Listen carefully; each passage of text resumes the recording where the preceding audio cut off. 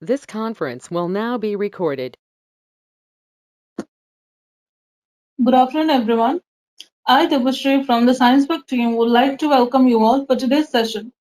Today's webinar on microbiome gut-brain axis is brought to you by the team Science Book. Before starting the session, it's a humble request to all the participants, please turn off your audio and video settings in order to prevent disturbances during the session. Speaker of today's webinar is Dr. Krishnapriya R. Now, I would like to introduce you all to our guest speaker. Dr. Krishnapriya has completed her MBBS from Kasturba Medical College, Mangalore in 2017. After that, she went on to pursue MD Microbiology, which she completed in 2022. Currently, she is in the PhD phase of ICMR funded integrated MD PhD from Sri Ramachandra Institute of Higher Education and Research, Chennai. Her area of research is gut microbiome in brain injury.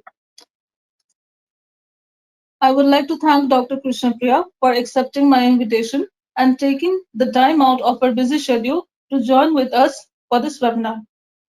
It's an honor and privilege for us in hosting this webinar. Now, I would request Dr. Krishnapriya to take over this session. Over to you, ma'am.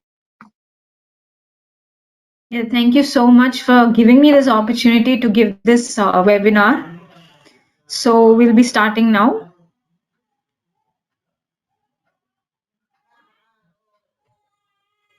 Is my screen visible in PowerPoint mode? Yes, ma'am. Okay, I'm audible, right? Yeah, Yes, absolutely. ma'am. Okay. So the microbiome gut-brain axis. Today's agenda is we'll be covering a little bit on the human gut microbiome because that is the fundamental of this entire presentation. Then we'll be talking a little bit about the gut-brain axis, which is what was there before the microbiome gut-brain axis. Then we'll move on to the microbiome gut-brain axis and neurological disorders. We'll look at the lacunae and challenges that are there in the research associated with the microbiome gut-brain axis. We'll be looking at the way forward, and we'll be having a short session on psychobiotics. So the human gut microbiome is the collection of the genome of diverse array of microorganisms that live in the gut. So here there's a microbiome and there's microbiota. It's not really very much different. The microbiome refers to the genomes of all these microorganisms, whereas microbiota refers to the organisms. Here we'll probably be using it interchangeably, but this is the very slight difference that there is. Now, the number of microbiomes in our gut is much, much more than the number of cells in the human body. It's in fact 10 times more. And so you can imagine they have 100 times as many genes as there are in the human genome. So there are 7 dominant bacterial phyla, but bacteroids and firmicutes are the most predominant ones, and they constitute over 90%. The exact composition is unique to each individual. It's almost like a fingerprint.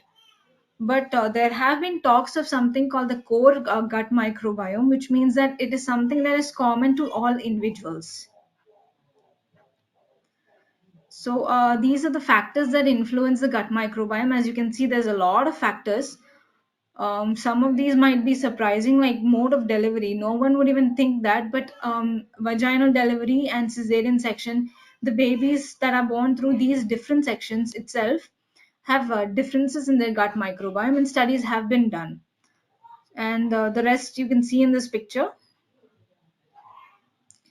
So the gut microbiome plays a very important role in the development and programming of all the body systems. It's not just the brain, but we'll focus on the brain in this presentation since it's the gut microbiome and brain axis. And it's considered the central regulator of host pathology. And as you can see from this presentation, it's an integral component of the gut-brain axis. Now moving on to the gut-brain axis. So it is a bidirectional communication between the gut and the brain. Obviously, from the name, you can say that. This also constitutes the hypothalamus, the pituitary, the adrenal glands, and the communication between the brain and the gut is mainly via the vagus nerve. and a lot of cytokines, etc., are involved. And you can see the gut microbiota is also a tiny part, but only recently they have started realizing the importance of the gut microbiota, which led them to change the name to microbiome gut brain axis. So the microbiome gut-brain axis, it's a bidirectional communication between the central nervous system, the autonomic nervous system, the hypothalamus-pituitary axis, the adrenal system, the enteric nervous system, and the gut. Now, MAMPs, they can stimulate immune cell activation and regulate brain behavior and functions. So here you can see it's all interconnected, the brain immune cells, the gut microbiota, and the gut immune cells. So the brain immune cells are the microglia and astrocyte. For their activation, the gut microbiota, microbe-derived neuroactive molecules and neural endocrine pathways play a role. Now, for the regulation of gut microbiota, the brain immune cells play a role. And for the gut microbiota and gut immune cells, immune-derived molecules, extracellular and cellular functions, and microbe-derived molecules play a role.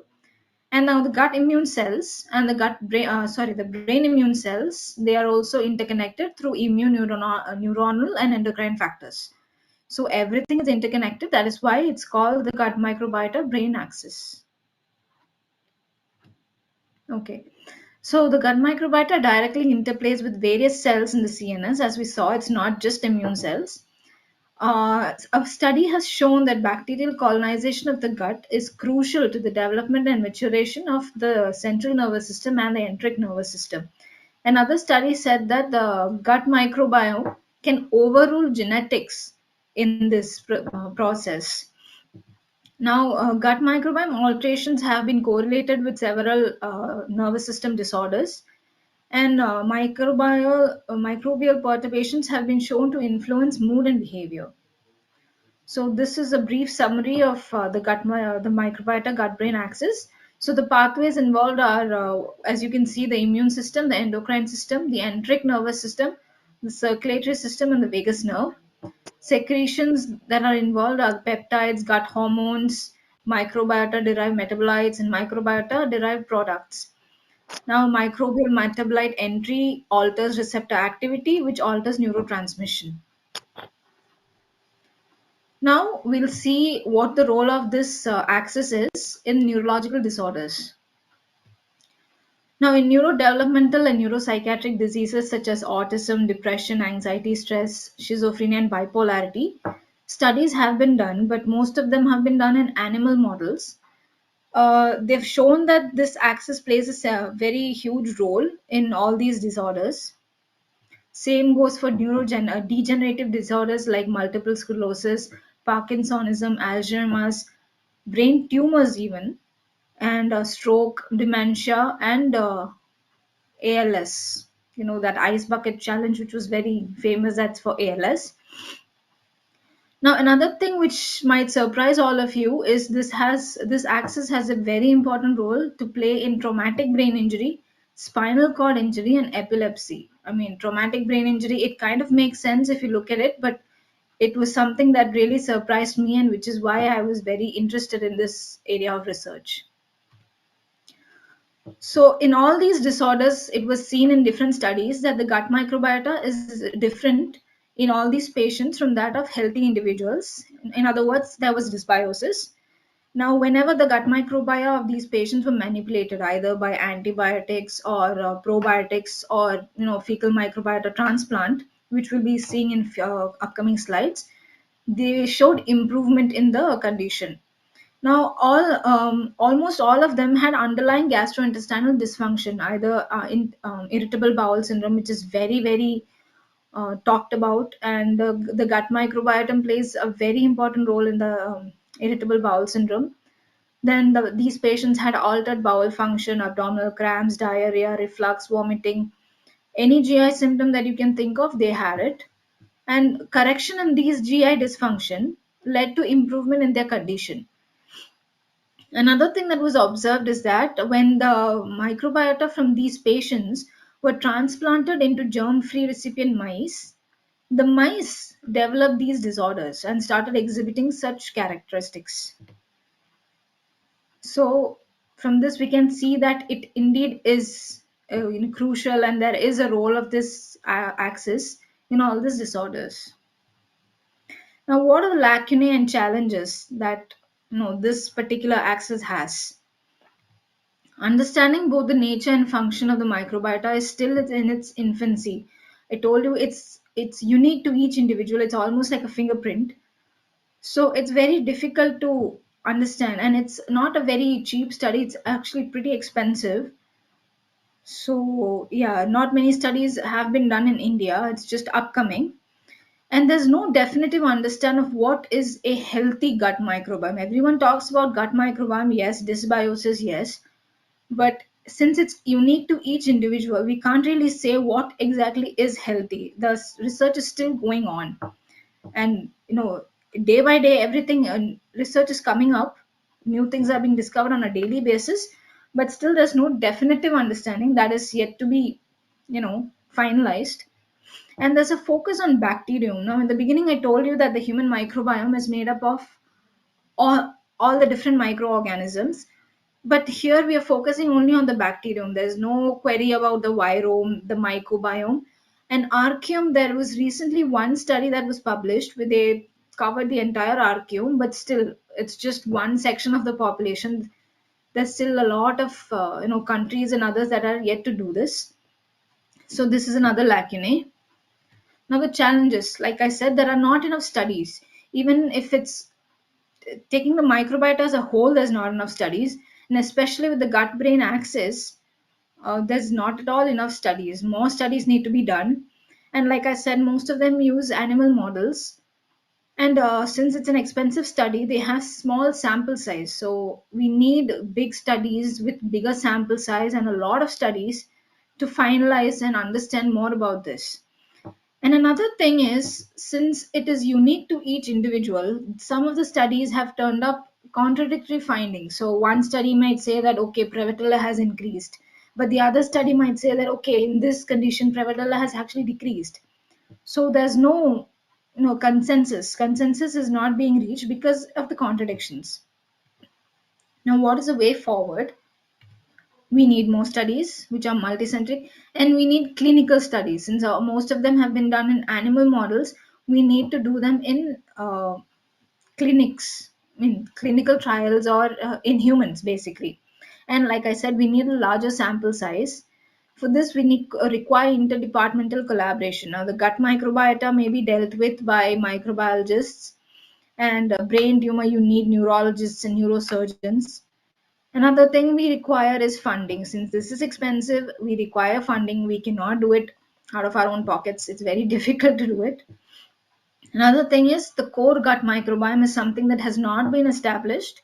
There's just talks of it, like okay, there should be something common to all of these, but we need to find that out. Now, why are we talking about all this? Why is it important? Why is the gut-brain axis? Why is the microbiota? Why is it important? In future, if these studies provide solid evidence, the microbiome can be used as a biomarker. Already, the Firmicutes by bacteroids ratio is being used as a biomarker of obesity, but still, that is also a little controversial. So, you can see why more studies are needed. And it can provide novel therapeutic strategies. For example, imagine someone has a traumatic brain injury, and all you need to do is alter the dysbiosis in the gut to help him improve. That is such a huge leap forward in treatment, because all neurological disorders are associated with very bad quality of life. So that's another thing. And targeted therapy, for example, like I said, Prevotella is increased. If that is a disease causing bacteria and we target just that by the use of antibiotics, or prebiotics, probiotics, whatever, and we are able to target that particular thing and remove that or increase that concentration, then we can significantly improve the condition of the patient. Now, since it is a similar to a fingerprint, that's why we require personalized medicine, but this requires a very, very long way to go. It's costly. You can't go around sequencing everyone's gut microbiome. It will be very costly. So this is leaps and bounds ahead, but this is the way forward. Now we'll be talking about psychobiotics. since this is the brain gut microbiota axis. So a psychobiotic is basically a bacteria which can have a positive mental health benefit. Now we'll talk about prebiotics, probiotics, and other things. So a prebiotic is basically something, the food that you eat, which is non-digestible, which will provide a growing, platform for the microbiota. A probiotic, of course, we all know it's preparation of live microorganisms that are beneficial. A symbiotic is a combination of a prebiotic and a probiotic. Now, there's something called the postbiotic and paraprobiotic. So, postbiotic is something that is obtained from live bacteria or released after bacterial cell lysis. These are like the metabolites, for example, short chain fatty acids, enzymes, etc. Now, paraprobiotics are non viable or inactivated microbial cells. These are like structural components which, if given in the right amounts, can trigger a response. So, similar to a vaccine, you can say. And of course, we have antibiotic. Fecal microbiota transplant has been used successfully in the treatment of irritable bowel disease and even Clostridium difficile infections. So that's not something new, but it still again requires more research. And special diets, since diet is a factor that influences the microbiota, so the special diets are also a good thing. So ketogenic diet has been used in drug-resistant epilepsy, and it has been shown to be useful. Now, what are the therapeutic risks? I've been repeatedly saying there's not enough studies, there's not enough evidence. So we do not know how much, how safe and how tolerable it is, especially in the high risk groups such as children, elderly individuals, and immunocompromised people. There's a risk for sepsis if any particular pathogenic bacterial strain, for example, Clostridium difficile, increases. It can go into sepsis. And since these microbiota produce metabolites, there can be adverse metabolic activities. And like I said, since they have more genes than the human genome, there can be gene transfer. And since they're involved in immune response, there can be excessive immune response activation and leading to all sorts of autoimmune disorders, etc. So to summarize, this is a very complicated figure, but it's, although it looks complicated, it's just basically whatever I've been talking about. There's the neural pathway, there's endocrine pathway, there's immune pathway, there's the hypothalamo pituitary adrenal axis and the HPA axis. There's alteration of gut microbiota which leads to disease state or a healthy state depending on how it is altered. Now what we should see is here. See, these are the things that can influence the gut microbiota and hence influence the gut brain axis as well. So these are my references. These are some really good articles for anyone who wants to read more. I'll be sharing the PowerPoint presentation with the organizers, so you can get it from them. All these are really good articles, and they have some amazing diagrams like this, which summarizes the entire article into just one diagram. So you can see even the brain tumor also. It's shocking to think about. I mean, I was shocked when I found out that okay, this plays a role in brain tumor as well. And this is one for epilepsy. So I've included all the references. Thank you. All right. I So, hope participants, if anybody has any question, you may ask. I wasn't too fast. No, ma'am, it was absolutely perfect. Okay.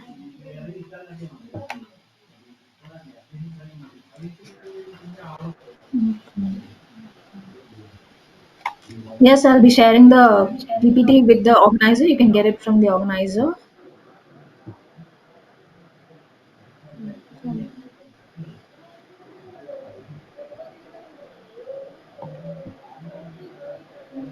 I hope this was useful.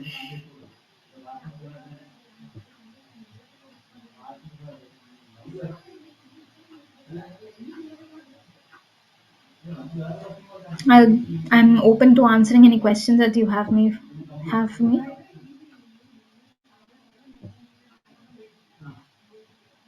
Yes, the webinar is over. Thank you, ma'am, for your time. The session was really very informative and thought-provoking. And it was a pleasure to have you with us, and we hope to have the opportunity to work with you again in the future. Thank you, ma'am. Yeah, thank you so much for this opportunity once again. Thank you, ma'am. Yes, Okay, so now we may leave this session. yes, master students can work on this project, but